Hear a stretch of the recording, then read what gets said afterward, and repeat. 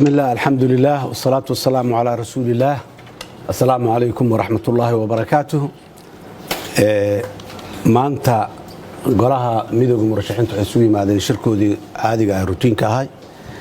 ayaga oo diiradda ku saaray xaaladda dalka uu marayo guud ahaan iyo 24 saac la soo dhaafay waxyaabaha soo kordhay ee ku soo kordhay saaxada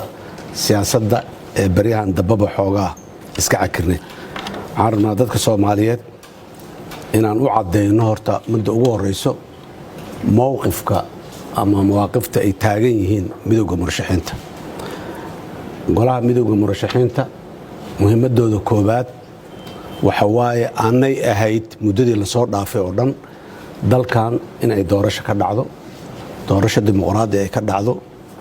dalkan in aan maxaan ku raahdaa extension iyo dimuqraasi iyo wax lamida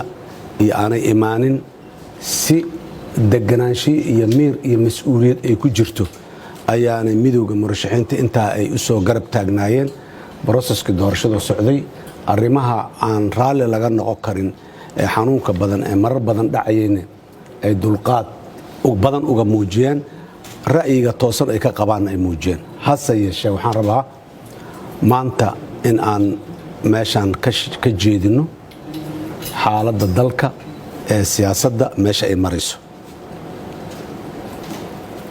maanta waa 26 December 2021.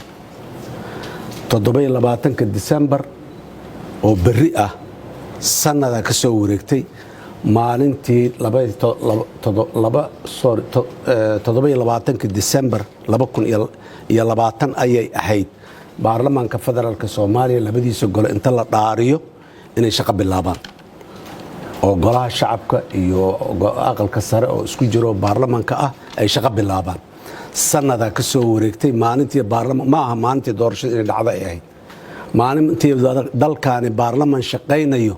oo sharciyad leh inuu lahaado ay ahayd ayaa sanad ka soo wareegay. maanta oo 26 December la joogo baarlamaanna ma hayno soomana muuqdo. nasiib darrada ugu weyn waxay tahay intaas ummadda Soomaaliyeed horaan ugu sheegnay markana aan ugu celinayna caqabadda doorashada dalkan taagan oo aanan laga awalna in la bilaabo hortaagnaa markii la bilaabayna maalin walba meel inuu ka carqaladay oo hortaagnayna waa madaxweynihii hore Maxamed Cabdullaahi Farmaajo ilaa iyo maantana waa taagan yahay. warka xalay ka soo baxayna intaas uu dugsan yahay. warkaasi waa diidanahay. dan Soomaaliyeed kuma jirto, dowladnimo kuma jirto,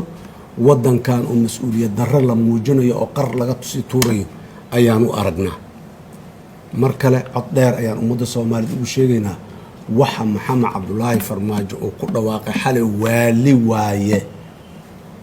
aanan miir iyo deganaanshiyo iyo mas'uuliyad intaba aanay ku dhehnayn. annaga warkaasi waa diidanahay. waxa uu sheegay sharci ma dugsana, xikmad ma dugsana, Soomaalinimana ma dugsana. dulqaadka dadka Soomaaliyeed iyo siyaasiyiinta iyo ummadda guud ahaan shacabkana in dayuusnimo loo qaataay sax ma aha.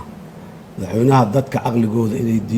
Farmaajo dadka caqligooda inay dayuus yihiin u qaatay dulqaadka ay dul qaadanayeen oo la xajaclada ay ka haysa dalkan. dadka Soomaaliyeed shalayna hore waa ugu dignay, waa u sheegnay mas'uuliyadda dadkay u dhiibanayaan inay ka fiirsadaan, markay u dhiibaan kadibna inaanay ka harin ay ku ilaashadaan. sanad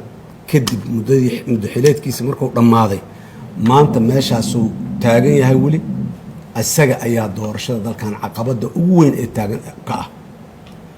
midowga murashaxiinta ummadda Soomaaliyeed waxay u sheegayaan arrintaasay ifinayaan. waxaa kaloo u sheegaynaa wadda aan ahayn ma furra waddada ra'iisul wasaaraha uu hoggaanka ka yahay ee madasha muxuu ahay wada tashiga qaran uu ugu yeeray in la isku yimaado wixii naga qaldamay aan saxno. doorashada waa qaldantay, waa qalloocatay. intii ay qaldamayso dhanna waa sheegaynay, waa soo taagnayn. maalin walba meelaan sheegayn hadday tahay guddiyada la dhisay koow markii horeba haddaa la arkay guddiyadii waxay dhaleen. waxaan sheegaynay qaabka iyo habraacyada la soo saaray sixitaan siday u rabaan haddaa la arkay inay sixitaan u baahan yihiin weli lagama daahin masiirka ummadaani degdegsiinye iyo daahid midna ma geliyo maantaa la sixi karaa prime ministerkaa ku baaqay in la isku yimaado laga tashado doorashooyinka wixii ka qaldan in la saxo midaasaan ayidsannahay waa ku baaqnay horaan ugu baaqnay maantana mowqifkaasaan taagannahay waa in shirka uu ku baaqay prime ministerka 27 December la isugu yimaadaa habraacyadii doorashada dib loo eegaa wixii ka maqanna lagu daraa wixii ku zaa'idana laga bixiyaa ra'yi cadaan ka qabnaa ra'yiga aan ka qabna ma qarsoonayn haddana ma qarsoomaayo waa joogaynaa maadaama shirkani uu yahay shir sixitaan suurtagal maaha intii shalay wax ka qaldameen keligooda isku imaanayo oo wax saxayan in la yiraa meelaan ku leenahay shirkaas talaan ku leenahay khibradaan leenahay sharciyadaan u leenahay inaan maxaan ku yidhaahdaye aan ka mid ahano annaga keligeen ma aha waa in la ballaariyaa gogoshaas bulshada soomaaliyeed beesha caalamka qof walba oo soomaaliya danaynayo oo wanaag la jecel waa inay maanta soo fadhiisataa talada dadkii loo igmaday waa la kufeen dadka soomaaliyeed dalkan madaxweyney u doorteen golayaalay u doorteen golayaashii wakhtigoodiyaa dhammaaday ayagoon shaqadii loo igmaday aan qabanin talay u baahan tahay marka taladaasna in loo dhammaaday u baahan tahay wada ogol inay ahaatay u baahan tahay mar kale waxaan ku baaqaynaa inaan la qaldamin shirkaasna la wada yimaado lana waxeeyo madaxweynaha hore farmaajo asigoo ummadda soomaaliyeed oo dhan maqlaysa indhihiisa ah ayuu xilka ku wareejiyey prime ministerka doorashada inuu qabto caqabad iyo carqaladeynuu la hortaagnaay prime ministerka inay waxaan ay hore u socdaan madaxweynihii hore maantana waaba meeshaad aragteen uu kasii dhacayaa suurtagal ma aha dalkani doorashadiisa waa soconaysaa maxamed cabdulaahi farmaajo wuxuuna kala doorsiinayaa laba arrimood oo mid la qaadan kara aanan lahayn doorasho oo sida uu isagu rabee maskaxdiisa yartaa ku sawiran loo dhaco oo loo boobo dalka inay ka dhacdo oo uu hubo 100% inuu biri uu madaxweyne ku noqonayo isagu waa lagu tartamayaa ma aha iyo inuu sii joogo meesha iska fadhiyo labadaasuuna kala doorsiinayaa waa iska joogayaa haddaanan joogaynin doorashada nooca aan rabaa laga dhigaa labadaba mid la aqbali kara ma jirto waa sii joogaana lama aqbali karo saan rabaa doorashada laga dhigaana lama aqbali karo doorashada masiirka ummaddan waaye wax maan hal nin uu leeyahay kama soo bixi karto waxa uu ku dhaqaaqayo uu samaynayo darajooyinka uu bixinayo diblomaasiyiinta uu magacaabayo uu ku laaluushayo meelaha uu wax ka taataabanayo dhan saraakiisha ciidamada loo yeerayo ee aan laga hadlayn al-shabaab iyo cadowga dadkan haysta sidee looga xoreeya ee la leeyahay 6 biloodba maraan shirweyne noocaana saraakiishu isugu imaan doonaa haddee calaamadahaasi waxa ay micnaheeda ku fadhiyaan dadka soomaaliyeed maangal waaye waana fahmi karaan waana aqri karaan waana fasiran karaan labadaas option ma kala dooranayno waa diidaynaa labadaba waa joogayaana ma ogolin oo horeen usoo diidnay saan rabaan ka yeelayaana ma ogolin maxamed cabdulaahi farmaajo maanka ha u soo noqdo soomaaliya walax asaga iyo caqligiisa iyo maskaxdiisa oo ku maamuli karo waa ka weyn tahay waqtigii fursadda loo sii inuu ku maamulana waa ka soo dhammaaday meeshaasaan rabaa taas inaan dhigno ragga mas-uuliyiinta ee dowlad goboleedyada madaxweynayaasha ka ah waxaan ugu baaqaynaa in ay fududeeyaan ka soo qayb galaan shirkaas lagu baaqay prime ministerku uu ku baaqay la isugu yimaado laga tashado once for all ma hal mar laga tashado aan dib loogu noqon si dhammaystiran arrintaas muxuu ahaayey inay u dhammaato waxaan rabaa inaan ayadana qodob kale aan ka dawaajiyo shalay dabaaldegii ciidanka booliska soomaaliya hadda ka hor hadaladeyda waxaa ka mid ahaa jirtay madaxweynuhu sidii ruuxaantii oo kale dadka kasoo dhex hadlaa warka shalay meeshaas khudbooyinka laga jeediyey midda farmaajo intentionkiisa ahayd ee miduu mursal jeediye waaye ee miduu farmaajo jeediye maaha maxamed mursal dalkan hadda ka hor uu khatar geliyey extension غayr sharci ah oo aan jirin uu ku dhawaaqay khataruu u galay dalkan waa ognahay ilaahay subxaanahu wa tacaala awooddiisa iyo dad mas-uuliyiin ah oo u damqanaya dalkan ayaa looga badbaaday khatartaas waa ogtihiin si sharci darro ah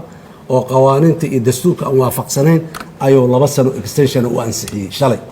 oo cid la qabtay iyo cid ku raacsan iyo cid sharciyada u soo maray midna aanay jirin shalay warkiisa tiiyoo kale haddana ka muuqato waa ka digaynaa waddadaas waddo la mara ma aha waa xiran tahay golo shacab oo wakhtigiisii dhammaaday oo xildhibaanadii golaha shacabka ay qaarkood ay siritarran noqdeen oo kuwo kuraastii ay waayeen oo bannaanka ay mareen oo beddelkoodii waa la doorta laleeyahay taagtaagan yihiin maanta in la yidhaahdo baarlamaanaa jiraan shirinaynaan isu keenayna labada aqal ee baarlamaanka oo ka koobnaa haddii mid jiro maanta aqalka saraa jira golaha shacabka xaaladiisu waa saas mursal albaabkaas waa xiran yahay maxamed mursalow dhinac la aadan maaha sanadkii horea ilaahay ku ceeb asturay hadda ha u noqonin bisha abril ee sanadkan bilowgiisa ahayd ayaa ilaahay ku ceeb asturay ha u noqon waddo la mara ma aha khatar waaye kulama wadaagayo afkaaga erayada ka soo baxaya farmaajo ama asagu ha rabo ama ha kuu soo dirsado ama asaga ha ka timaado ama wuxuu doona ha noqdee farmaajo afkiisa ha ku dhahdo waxa uu rabo shalay warka maxamed mursal uu yidhi iyo warka xala farmaajo soo qorayaa isleh baarlamaankii yaa joogo loo yeerayaa iyo waa dhacay xilligii doorashada waa dhammaaday december uu ku egyahay iyo waxaasoo dhan cid dadka soomaaliyeed inay aqri waayaan waxaas macquul maaha anana maxamed mursal waddadaasa ka joogo farmaajo shalow ku hoday mar kale yuu ku hodin ma soconayso dadka soomaaliyeed ma aqbalayaan hortiis jiraa waayey dalkan waddo aan ahayn waddadaas dimuqraadiyadda uma furna jamhuuriyadda saddexaad ee carta ka soo bilaabatay ilaa maanta waa qor isu dhiib xilligay leedahay xilligeeday ku qabsoomaysay dadaalada un maalmo iyo bilo iyo dibay ula dhici kareen laakiin sannadaa hadda soo wareegtay in haddana lasii wado sanad kale iyo sanad kale iyo sanad kale waa lasii joogayaa la yidhaahdo albaabada dhanna maalin walba midkii furmi tagababa lasoo oodo macquul ma aha fursadda meeshaasay jirtaa aad iyo aad ayaan ugu kalsannahay golahaas wadatashay qaran inay mas-uuliyaddooda gudan doonaan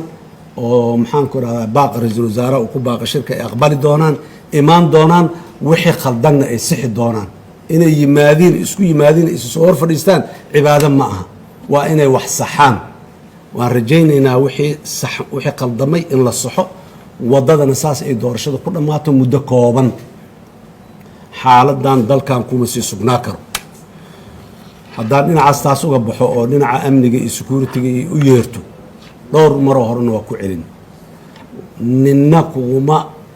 amri karo sarkaalow waxaan sharciga waafaqsanayn qof walba qawaaniinta iyo shuruucda lagu heshiiyaa ka weyn janan lagaa dhigyaa adoo shalay askari ahayd iyo maxaanku idhahdaa abaalmarin kale meel kale lagu waxeeyaa iyo adigoo maxaanku idhahdaa baagamuundo ah oo jidka joogi jiray diblomaasiya tahay lagu yiriyaaba macnaheeda maaha inaad dalkaana adiga aad mas-uuliyaddiisa qoorta gashan kartid dadka waxa ayaan daranaa la yidhaha aakhira ninkii cadaab ku mutaysta dembi uu nin kale daraaddiis u galay dembiga adiga gashay ilaahay kugula xisaabtamo waaba la gartaba laakiin nin kale daraaddiis inaad u dambaawdid waa meesha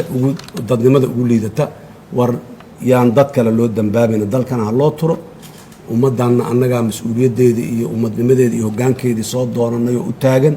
kuwa maanta shalay haye iyo kuwa maanta u socdaana waa isku mid dalka mas-uulaa laga wada yahay qofna mas-uul uma aha dalka siduu raba inuu ka yeelo wuxuu mas-uul ugu yahay wixii lagu doortay qawaaniintii iyo lawaaixidii inuu ku hogaamiyo haddii la iska waayana arrin la iska aqbali doono ma ahan xaaladda dalka meeshaasay maray meeshaasaanan la jecelnahay waxaanan rajaynaynaa 24 saac ee soo socdo shirkaasi inuu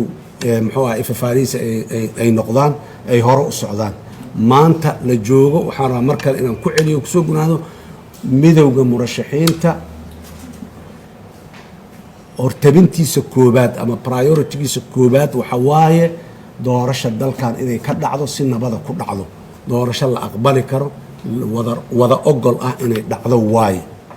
haddii la waayo maxaa dhacayo taas waa uun howl kala waaye maalinteedana waa ka hadli doona hadii la yidhaha aad iyo aad aa umahadsantihiin